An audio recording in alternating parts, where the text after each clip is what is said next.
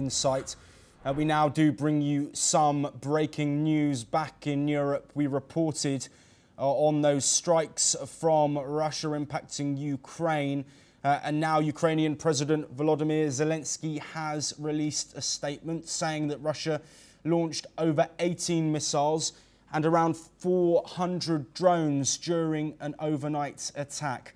While speaking on the latest strike, Zelensky also said that he will be discussing more financing for drone interceptors and air defences with partners, the coalition of the willing, later today. Just to provide some context, if you are just joining us, Ukraine reported that yesterday overnight strikes had been at record high numbers, over 700 drones and around a dozen missiles fired in another reported overnight strike on Ukraine.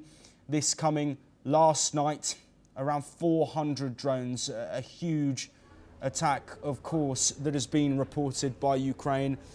Thomas Porteous, thank you for joining us for this breaking news update. Can you provide some context on these strikes, their intensification, and also potential support for Ukraine in the face of what seems to be a developing situation in the air and on the ground?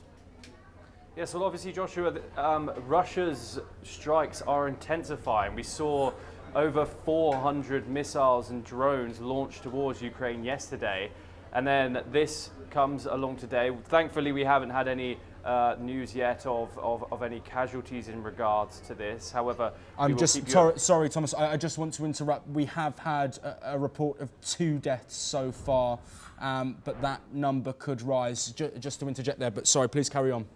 My apologies, but the reason why this is so important is it comes as the US says it's resumed military support for Ukraine. We're unsure whether how much the Ukraine intelligence or the US intelligence or the US new air defences helped in this regard. However, this is a substantial attack, and that we know that given the amount of drones, given the that were launched over from Ukraine, over from Russia to Ukraine. The news is that 2 people have unfortunately lost their lives, but the US's resumed military support will have been substantial in this attack. Yes, absolutely. We will, of course, continue to bring you updates on that overnight strike with potential death tolls, a number of injured people being revived. But we do move on now, and we head over to the Indo-Pacific.